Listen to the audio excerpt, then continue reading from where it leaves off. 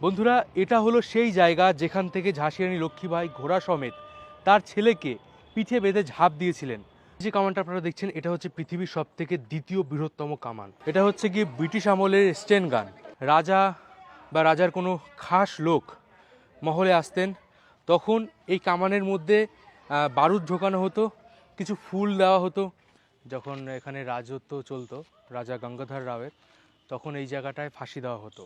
বুন্দেলো হর বালো কি মুँহ हमने सुनी कहानी थी, খুব লড়ি মর্দানি वो तो ঝাঁসি वाली রানী থি। বন্ধুরা, আমি দাঁড়িয়ে আছি ঝাঁসি রানী লক্ষ্মীবাঈয়ের কেল্লায়। ঝাঁসি শহরের একদম মাঝামাঝি পাহাড়ের উপর তৈরি করা হয়েছিল এই কেল্লা। আজকের ভিডিওতে এই কেল্লাটিকে ঘুরে দেখানোর পাশাপাশি কেল্লার কিছু অজানা ইতিহাসও আপনাদের সামনে তুলে ধরব। তো চলুন আমার সাথে 400 বছর পুরনো এই কেল্লাটির ভিতরে। যে রাস্তা দিয়ে এখন কেল্লায় প্রবেশ করা হয় তা মূলত কেল্লার পেছনের অংশ।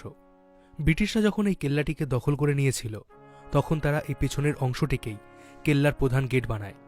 একসময় যখন ভারতের অধিকাংশ রাজা কাপুরুষের মতো ইংরেজদের সামনে মাথা নত করেছিল, তাদের দাসত্ব গ্রহণ করেছিল, তখন এমন এক নারী ইংরেজদের সামনে রুখে দাঁড়ায় যার তলোয়ারের ভয়ে কেঁপে ওঠে ইংরেজরা। তার ঘোড়ার খুরের শব্দ রাতের ঘুম কেড়ে নিয়েছিল ইংরেজ সৈন্যদের। মাত্র 22 বছর বয়সে দেশের প্রথম স্বাধীনতা সংগ্রামের সূচনা করেছিলেন ভারত মাতার বীর কন্যা রানী লক্ষ্মীবাঈ। বন্ধুরা, ভেতরে আসার পরই সবার প্রথমে পড়ে এই কারাক বিজলি তোপ। বলা হয় এটি পৃথিবীর সব থেকে বড়, দ্বিতীয় নম্বরের মানে 2 নম্বরে সব থেকে বড় কামান। এর দৈর্ঘ্য হচ্ছে গিয়ে 5.5 মিটার বা 18 ফুট। কামানটা যখন চলতো তখন মনে হতো যেন আকাশ থেকে বিদ্যুৎ চমকাচ্ছে, এই জন্য নাম দেওয়া হয়েছিল কারাক বিজলি তোপ। তো এই দেখুন এখানে সুন্দরভাবে ডিজাইন করা রয়েছে, আর কামানের একদম সামনের দিকে রয়েছে সিংহের যে মুখের আকৃতিটা হয় সেই রকম ধরনের আকৃতি করা হয়েছে। আর মজার বিষয় হচ্ছে কামানে এখনো পর্যন্ত একটা গোলা রয়েছে। অষ্টধাতুর তৈরি এই কামানটি চালাতেন গোলাম গোস্ত খান। এটি বিশ্বের দ্বিতীয় বৃহত্তম কামান, আর বিশ্বের সব থেকে বড় যে কামানটি আছে তার নাম জয়বান কামান, যেটি আছে জয়পুরে। তো এখন আমরা যাচ্ছি মহলের নিচের অংশে। এই যে এখান থেকে যাওয়ার রাস্তা হচ্ছে মহলের নিচের অংশে। এই যে গেটগুলো আপনারা দেখতে পাচ্ছেন, এগুলো আগে ছিল কাঠের তৈরি, কিন্তু পরে ব্রিটিশরা যখন এই কেল্লাটাকে দখল করে নিয়েছিল তখন এগুলো লোহা দিয়ে তৈরি করেছিল। এখন আমি যে দিকটায় যাচ্ছি এই দিকটাই আগে মুখ্য দরজা ছিল। সে সময় সাধারণ মানুষ থেকে শুরু করে রাজপরিবারের লোকজনেরা এই রাস্তা দিয়ে কেল্লার ভিতরে আসতেন। মূলত এটা কেল্লার নিচের অংশ। এই অংশে ভবানী তোপ, গণেশ মন্দির এবং বারাদুয়ারি আছে। প্রথমেই নজরে আসে একটি দোতলা গণেশ মন্দির।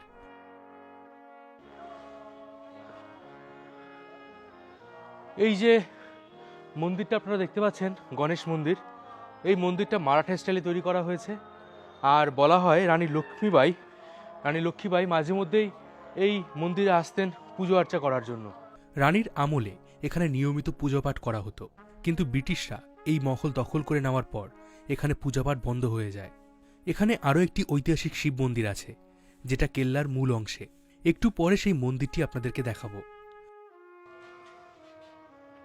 এখানে দেখুন একটা স্টোর রুম রয়েছে, হতে পারে এখানটায় মন্দিরের পুজোর যে সমস্ত সামগ্রীগুলো থাকে সেগুলো রাখার জন্য এই স্টোর রুমটা বানানো হয়েছিল। গণেশ মন্দিরের পাশ থেকে উঠে গেলে সামনে পড়ে ভবানী কামান। এখন আমরা এসেছি ভবানী কামানের কাছে। এটা হচ্ছে ভবানী কামান।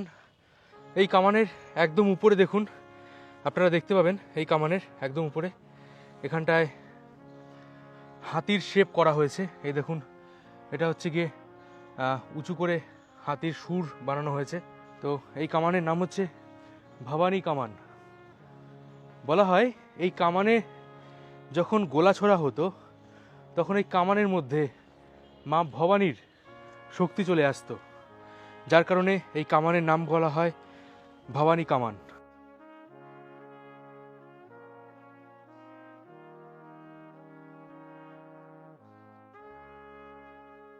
এই কেল্লার বেশিরভাগ স্ট্রাকচার তৈরি করা হয়েছে মারাঠা এবং রাজপুত স্টাইলে, কেননা এই কেল্লা কয়েকশো বছর ধরে মারাঠা এবং রাজপুতদের দখলেই ছিল।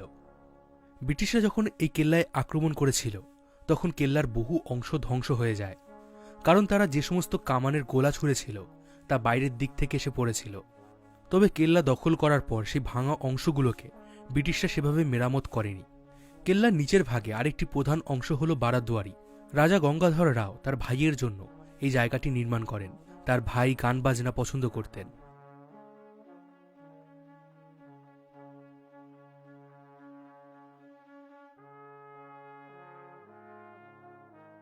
আর এই জায়গাটির নাম বারাদ্বারি হওয়ার কারণ এখানে যে বসার জায়গাটি আছে, এখানে চারিদিকে 3টি করে মোট 12টি দরজা আছে, যার কারণে বারাদ্বারি নাম দেওয়া হয়েছে।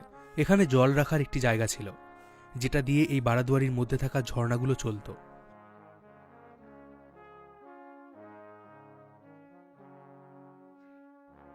বন্ধুরা, এই জায়গাটা আপনারা দেখতে পাচ্ছেন না, এখান থেকে আমার মনে হয় কিছু একটা সুড়ঙ্গ ছিল, যা পরবর্তীকালে সিল করে দেওয়া হয়েছে।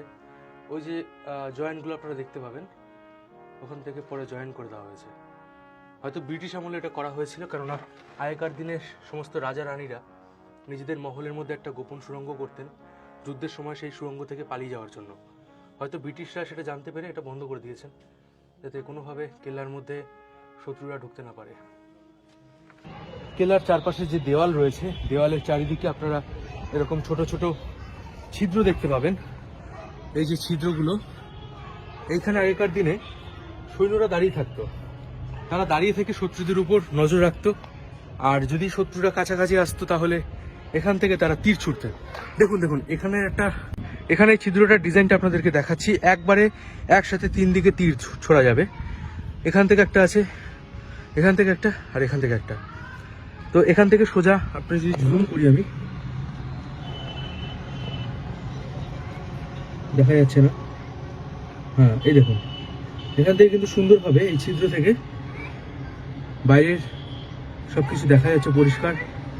ব্রিটিশরা যখন এই কেল্লায় ঢুকেছিল, তখন তারা এই দরজার উপরে কামানের গোলা ছুঁড়েছিল, যার কারণে এই দরজাটা পুরো ধ্বংস হয়ে গেছিল। পরবর্তীকালে ব্রিটিশরা আবার দরজাটাকে রিপেয়ার করিয়েছিল, আর তারপর থেকে দরজাটা এখানেই রয়েছে। এই কেল্লায় বেশি একটা খুব কাঠের দরজা নেই, একটা দুটো রয়েছে, তার বেশি নেই। আর এখানে আপনারা দেখতে পাবেন এই কাঠগুলো প্রচণ্ড মোটা মোটা কাঠ দিয়ে বানানো হয়েছে, থিকনেস দেখুন শুধু।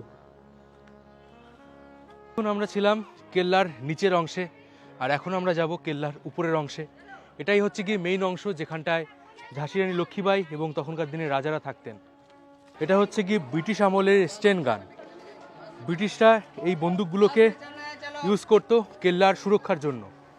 তবে এই গানটা কিন্তু এখানে থাকতো না, এটাকে পরবর্তীকালে এখানে রাখা হয়েছে। এই বন্দুকটা আগে কেল্লার উপরে ওই যে লোহার একটা কালো রঙের জায়গা দেখতে পাচ্ছেন, ওই জায়গায় এই বন্দুকগুলো রাখা থাকতো, সেখান থেকে কেল্লার সুরক্ষা দিত ব্রিটিশরা। এরকম বন্দুক একটা না, বরং দুটো আছে। এখানে একটা যে আপনারা দেখেছেন, আর একটা বন্দুক এখানে। এই যে দেখুন, এই যে বন্দুকটা একদম মাথার দিকে, এই জায়গাটা থেকে গুলি বেরোতো, আর মেবি এখান থেকে হয়তো বন্দুকটাকে লোড করা হতো, জানি না। অনেক পুরনো সিস্টেম এটা পুরো।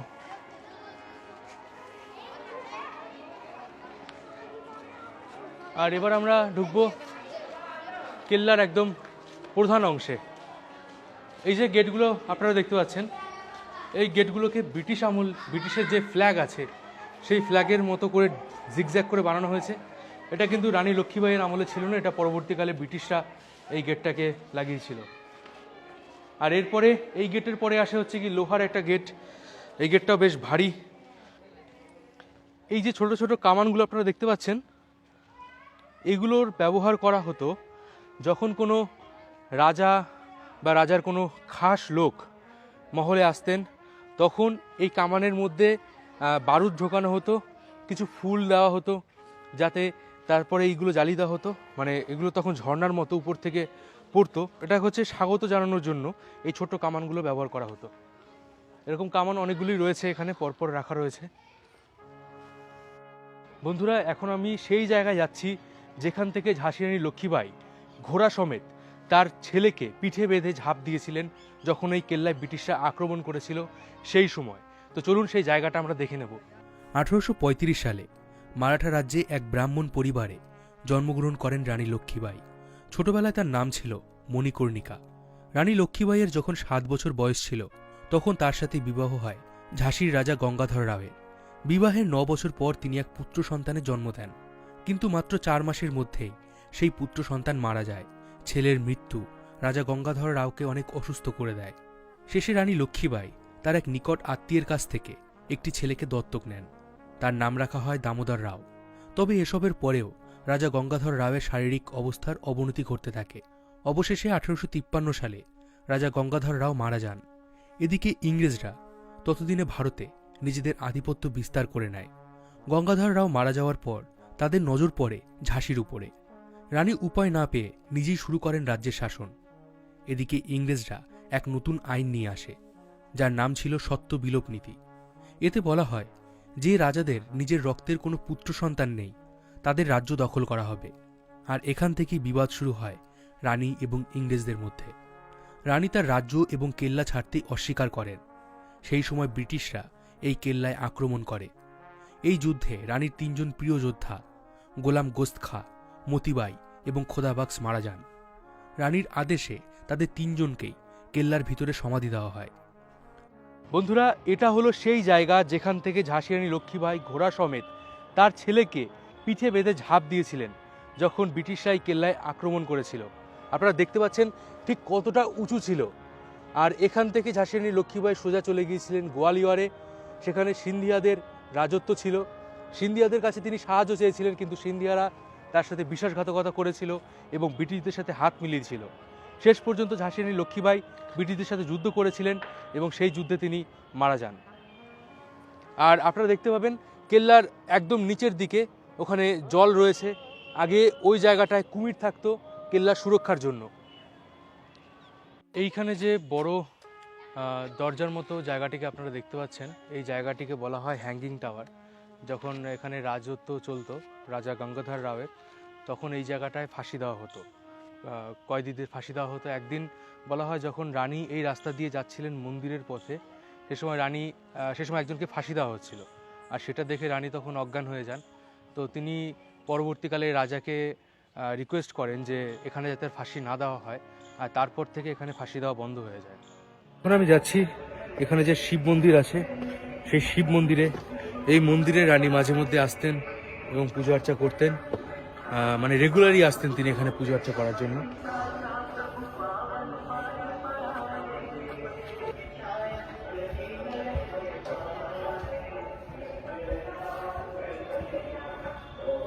এই জায়গাটির নাম হচ্ছে কি দিওয়ানে আম। আর এই জায়গার ঠিক পেছনেই রয়েছে একটা বড় মাঠ। তো বলা হয় রাজা গঙ্গাধর রাও, যিনি ঝাঁসি রানী লক্ষ্মীবাইয়ের হাজবেন্ড ছিলেন, তিনি এইখানে বসে সাধারণ মানুষের সমস্যার কথা শুনতেন। আর ঠিক তার পাশেই রয়েছে দিওয়ানে খাস।